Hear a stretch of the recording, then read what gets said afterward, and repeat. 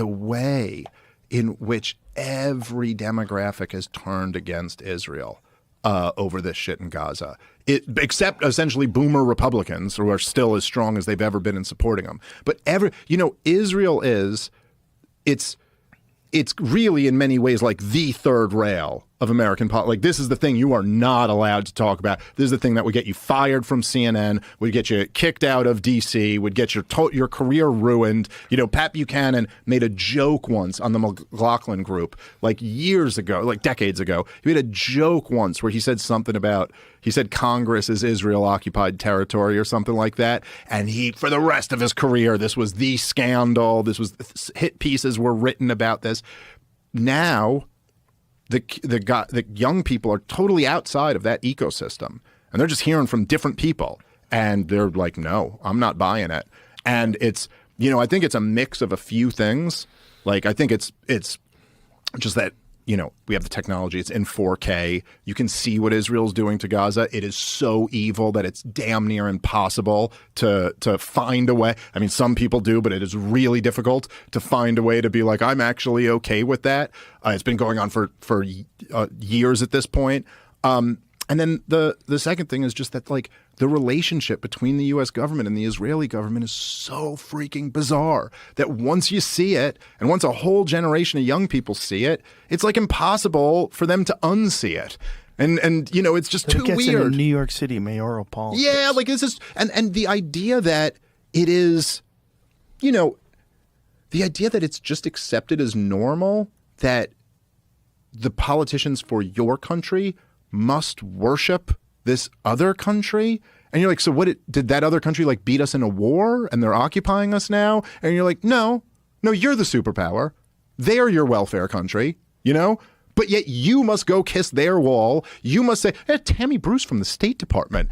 Literally and I know she was kind of being tongue in cheek, but where she goes, we're the greatest country in the world. Well, second greatest to Israel. And you're like, what? Was she being tongue-in-cheek? I don't know exactly. It was a weird thing to say. That is a weird thing for any representative of your government to say. If anyone sat there and just went, I think America's the greatest country in the world. Well, Finland, I guess, is the greatest, and we're number 2. You'd be like, what? I'm like, Finland's a cool country. I got nothing against them, but what are you talking about, Yeah. But really, I do think it's the relationship. It's how horrible what Israel's doing is, and it's how clearly it's not in our national interest. You do kind of have to question the relationship between D.C. and Tel Aviv and like what is going on here, because this is so utterly bizarre. It's so crazy to see like the American people are against what Israel's doing to Gaza. It obviously hurts it hurts our, as they use in the preamble to the Constitution. I like that phrase, domestic tranquility, right? This is destroying our domestic tranquility. We got protests. We got people fighting over this stuff. We're pissing off the Muslim world again, which we've already had to deal with, them hating our guts. Now we're deporting students. We're deporting legal residents because they had the wrong opinion. This is all, and like, it's impossible to not look at this and go like, hey, what's going on here? And they don't have any answer for that.